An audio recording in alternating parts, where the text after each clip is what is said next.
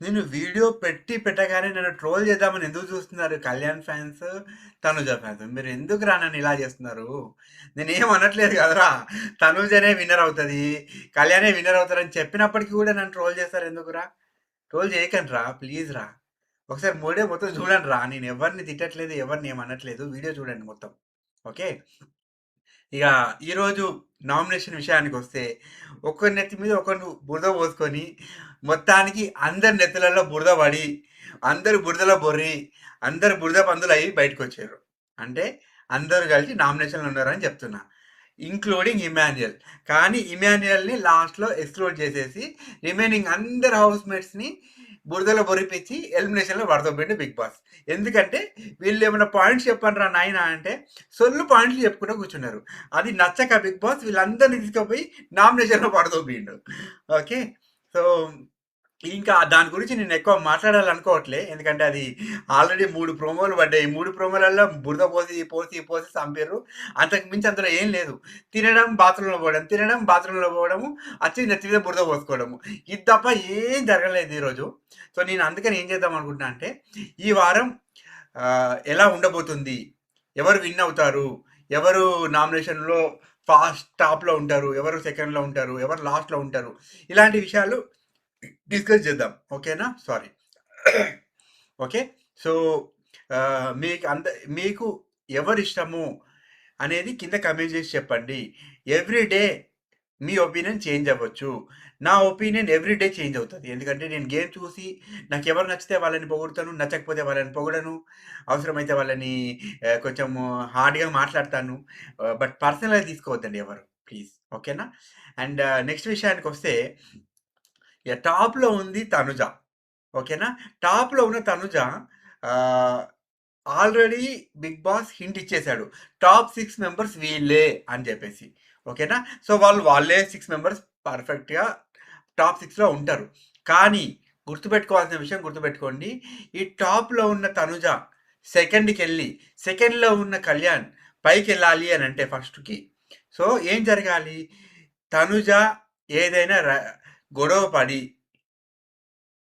తను బ్యాడ్‌గా బిహేవ్ చేస్తే తప్ప, కళ్యాణ్‌కి ఓట్స్ ఎక్కువగా పడి కళ్యాణ్ పైకెళ్తాడు. అలా జరిగే ఛాన్స్ ఉందా? Tanuja most intelligent girl. ఓకేనా? ఆమె ఆమె అంతట ఆమె ఏదో ఒక చెత్త క్రియేట్ చేయగలుగుతదని మీరు అనుకుంటున్నారా?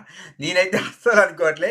ఎందుకంటే ప్రతి ఒక్కరు, వచ్చిన ప్రతి ఒక్కరు తనుజ టాప్, తనుజ, తనుజ, తనుజ అన్నారు కాబట్టి, ఆమె క్లియర్ ఐడియా వచ్చింది. నేను టాప్‌లో ఉన్నా. నేను ఎవనితో గొడవ పెట్టుకోను. ఎవనితో అయినా గొడవ పెట్టుకుంటే వాళ్ళు పైకెళ్తారు. నేను మళ్ళీ కిందకెళ్తాను అని ఆమె క్లారిటీ ఉంది. అందుకనే ఆమె ఇప్పటి వరకు ఏ గొడవ పెట్టుకోవడానికి ట్రై చేయదు. నిన్న లాస్ట్ వీక్‌లో దివ్య తనని కెప్టెన్సీ టాస్క్ నుంచి పక్కకు దొబ్బేసినప్పటికీ కూడా ఆమె మీద ఈరోజు బురద పోయకుండా ఉంది. ఓకేనా? అర్థం చేసుకోండి ఎందుకు చెప్తున్నానో. ఆమె అలా చేయదు. ఓకేనా? సో, లేకపోతే ఇంకేమైనా గొడవ జరిగిందనుకోండి. ఎవరైనా బూతులు తిట్టడము, ఎవరైనా కొట్టుకోవడము, మధ్యలో వాళ్ళిద్దరి మీద రాండమ్‌గా ఇష్టం వచ్చినట్టు ఏదో గలీజ్ చేసుకుంటే తప్ప కళ్యాణ్‌కి ఓట్లు పడి కళ్యాణ్ పైకెళ్తాడు. తనుజ కిందకొస్తది. అది జరిగే ప్రసక్తే లేదు. అండ్ సెకండ్ విషయం మోస్ట్ ఇంపార్టెంట్ థింగ్ కళ్యాణ్ ఒక మంచి అబ్బాయిలాగా ఉన్నాడు. ఓకేనా?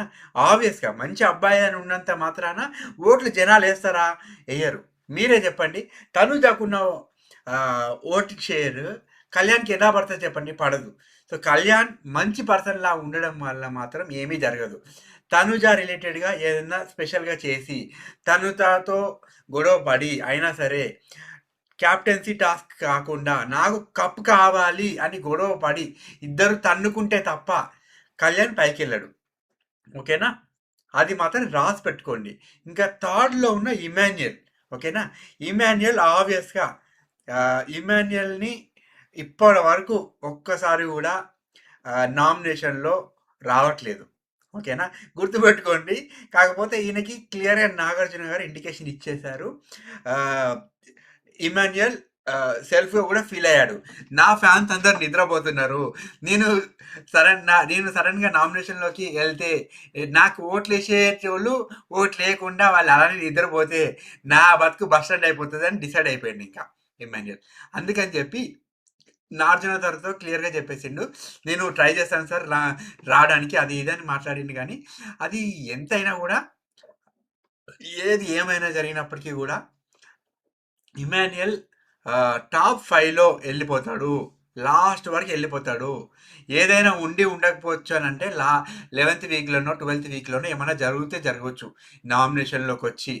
ఓకేనా? అయినప్పటికీ గూడా ఆయనకి ఏదో ఒక సేవింగ్ పవరో, ఆ పవరో, ఈ పవరో ఇచ్చి ఆయనని ఎలిమినేట్ చేయకుండా ఉంచి, ఆయనని లోపలికి పుష్ చేసి లాస్ట్ వరకు గుంజుకొస్తాడు. ఎందుకంటే అక్కడ ఫస్ట్, సెకండ్ ఫిక్స్. థర్డ్ పర్సన్‌ని ఇమాన్యుయల్‌గా పెట్టి ఆళ్ళిద్దరి మధ్యలో ఏదో ఒక జోక్ మాట్లాడడానికి ఎవరో ఒకరు హౌస్‌లో ఉండాలి గదా! అందుకోసం ఇమాన్యుయల్‌ని పట్టుకొని పోతారు లాస్ట్ వరకు. ఇమాన్యుయల్ లేకపోతే హౌస్ బోరింగ్ ఫీల్ అవుతారు. ప్రతి ఒక్కరు బోరింగ్ ఫీల్ అవుతారు.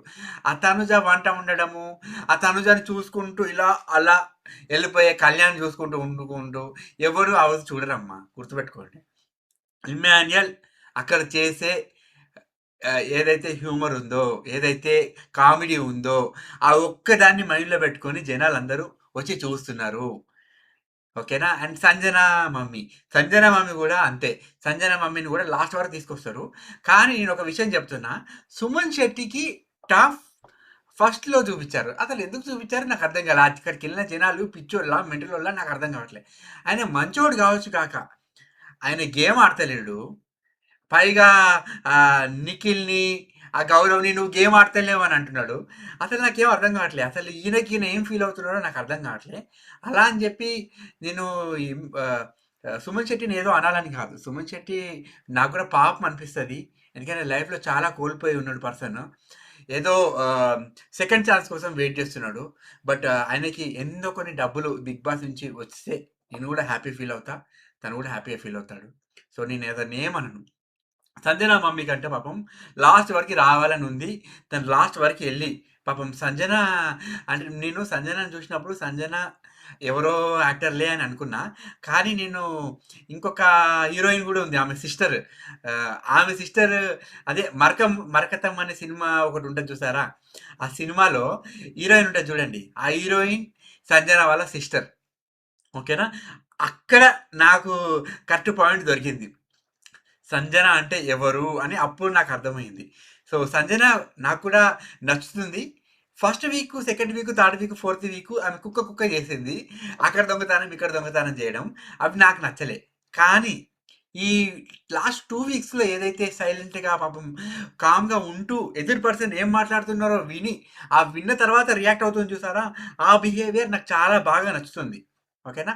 మీరేమన్నా ఫీల్ అవ్వండి. నాకు సంజన టాప్ 5లో ఉండాలని నేను కోరుకుంటున్నా. అక్కడ ఇమ్మాన్యుయల్‌ని ah, first Tanuja, second Kalyan, third Emmanuel, fourth Tanuja ఇచ్చుకోండి. ఫిఫ్త్ కావాలంటే సుమన్ శెట్టికి ఇచ్చుకోండి. నాకేం ఇబ్బంది లేదు. ఓకేనా? బట్ ఈ లోపల మధ్యలో అక్కడ రితు ఉంది. నాకు కావాలి ఫోర్త్ పొజిషన్, ఫిఫ్త్ పొజిషన్ అని చూస్తుంది. కుక్క చూసినట్టుగా. అక్కడ పవన్ ఉన్నాడు. నాకు కావాలి third position, fourth position, fifth position అని వాడు చూస్తున్నాడు. వీళ్ళిద్దరు కాక లాంగ్వేజ్ రాకుండా ఇంకిద్దరున్నారు చూసారా? అదే మన నిఖిల్ తర్వాత ఇంకొక పర్సన్ ఉన్నాడు కదా! గౌరవ్. వీళ్ళిద్దరు లాంగ్వేజ్ రాదు పాపం. అయినా కూడా ట్రై చేస్తూ ఉన్నారు. వీళ్ళందరిని వదిలితే అక్కడ ముసలి భరణి ఇలా చూస్తున్నాడు. నాకివ్వరారా? నన్ను కన్సిడర్ చేస్తలేరారా మీరు? అని వాడు. ఓకేనా? ఎండ్ ఆఫ్ ద డేలో ఈళ్ళందరిని పక్కకు పెడితే అక్కడ దివ్య. దివ్య సంగతి అయిపోయింది. ఈ వారం అమ్మని బయటికి పంపించడానికి అందరు జనాలు రెడీగా ప్రీ ప్లాన్డ్‌గా ఉన్నారు. ఓకేనా? ఆమెకి తప్ప మిగతా అందరికి ఓట్లేసి దొబ్బుతారు చూసుకోండి మీరు. దివ్య వస్తే ఈ వారం ఎలిమినేట్ అయ్యే ఛాన్సెస్ 90% ఉన్నది. దివ్య, భరణిని మధ్యలో నిల్చోబెట్టి ఈళ్ళిద్దరు ఎలిమినేట్ అవుతారు అని మళ్ళా మనం చూస్తాం. చూడండి. ఈళ్ళిద్దరూ కలిసి తనుజని అడుక్కుంటారు. నాకు వాడవా? నీ బదరు ఒత్తదా అని అంటారు. బదరు ఆమె ఒత్తదు. ఈళ్ళిద్దరిని తన్ని తరిమేద్దామని చూస్తది. కుదిరితే డబుల్ ఎలిమినేషన్ చేసి ఈళ్ళిద్దరిని పంపించి పడదొబ్బితే ఓ శని వదులుతది. దరిద్రం వదులుతది. నేనైతే ఈ రకంగా ఫీల్ అవుతున్నా. ఓకేనా? సో, మీరు ఒకవేళ ఇంతవరకు చూసుంటే గనక మీకెవరు నచ్చారు అనేది కింద కామెంట్ చేయండి. అండ్ మోస్ట్ ఇంపార్టెంట్ థింగ్ మీకు నేను మాట్లాడిన దానిలో ఏం నచ్చలేదో అది కూడా కామెంట్ చేయండి. నేను చేంజ్ చేసుకోవడానికి రెడీగా ఉన్నాను. ఓకేనా? అండ్ ఇంకా థర్డ్ విషయం వచ్చేసి లైక్, సబ్స్క్రైబ్ అండ్ షేర్. ఇది నేను అడగకుండానే ఇక్కడ ఒక కమెంటు, అక్కడేమో షేరు, ఇక్కడ లైకు. ఇవన్నీ ఇలా అంటున్నాయి. నేనొక 3 ఛానెల్‌లు క్రియేట్ చేసుకున్నా. ఓకేనా? నా రియాక్షన్స్ అని, ఆదిరెడ్డి రివ్యూస్ అని, ఆ! 'బిగ్ బాస్' రివ్యూస్ అని 3, 4 ఛానెల్‌లు క్రియేట్ చేసి పెట్టుకున్నా. వీడియోస్ విపరీతంగా చేస్తున్నా. ఓకేనా? నేను ఒకరోజు ఆదిరెడ్డి కాకపోయినా, ఆదిరెడ్డి కంటే కొంచెం తక్కువైనా పర్వాలేదు. కొన్ని డబ్బులు ఎక్కువ సంపాదించాలని నేను ఫీల్ అయ్యి ఈ రివ్యూస్ ఇవ్వడం స్టార్ట్ చేశాను. నన్ను కూడా ఆదరించండి. మీకు దండం పెట్టి అడుగుతున్నా. నా ఛానెల్‌ని టాప్‌కి తీసుకెళ్ళిపోండి. నాకు సబ్‌స్క్రైబర్లు చేసుకోండి. నాకొక 1,000,000 సబ్‌స్క్రైబర్‌లొచ్చి నాకొక ఆహ్, హ్మ్, కొన్ని డబ్బులొచ్చేటట్టు జేయండి. నేను హ్యాపీగా ఫీల్ అయితా. మీ అందరికి నేనేదో గివ్ అవే అన్నా ప్లాన్ చేస్తా. ఓకేనా? ప్లీజ్ నచ్చితే లైక్ చేయండి. మీకేది ఫీల్ అయితే అది కామెంట్ చేయండి. నన్ను ట్రోల్ మాత్రం చేయకండ్రా ప్లీజ్.